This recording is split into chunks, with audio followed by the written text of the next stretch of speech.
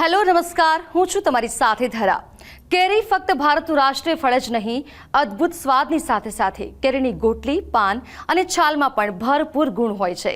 કેરીને ડાયટમાં સામેલ કરવાથી તમે તમારી રોગપ્રતિકારક શક્તિને વધારી શકો છો। રોગપ્રતિકારક શક્તિ વધારવામાં વિટામિન સી અનેક રીતે મદદ કરે છે અને કેરી વિટામિન સીથી ભરપૂર હોય છે। એક અભ્યાસ મુજબ વિટામિન સીના કારણે એલર્જીની સમસ્યા ઓછી થાય છે અને ઇન્ફેક્શન સામે લડવામાં મદદ મળે છે।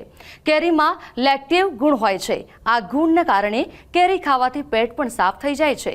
કેરીમાં ફાઇબર પણ ભરપૂર માત્રામાં હોય છે। આ ઉપરાંત કેરી કઈ રીતે ફાયદાકારક છે તે જોવા માટે જુઓ આ વિડીયો આખો મારી સાથે।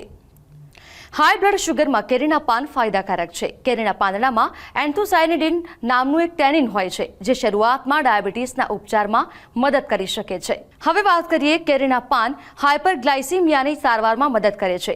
વજન ઘટાડવા માટે પણ મદદકારક કેરી અને કેરીના પાન શરીરમાં જમા થતી ચરબીના લેવલને ઘટાડીને સ્થૂળતા ઘટાડવામાં મદદ કરે છે।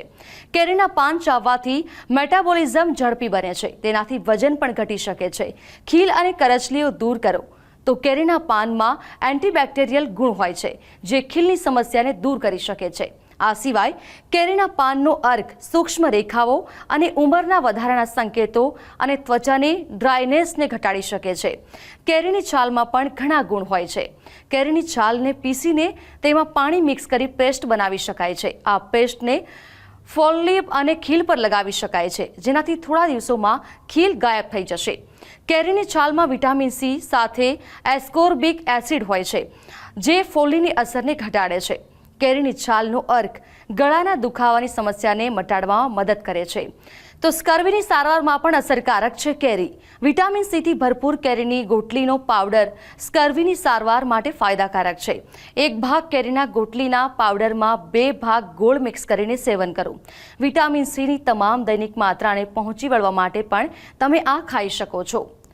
તો કેરી જે ખૂબ જ લોકોને ભાવે છે અને ભાવતું ફળ છે, તેના કેટલા ફાયદા છે? કેરી જ નહીં પરંતુ ગોટલી અને તેના પાન પણ ખૂબ જ ફાયદાકારક છે। આવી જ વિશેષ માહિતીઓ માટે આપ જોડાયેલા રહો ઝી 24 કલાકના ડિજિટલ પ્લેટફોર્મ સાથે। નમસ્કાર।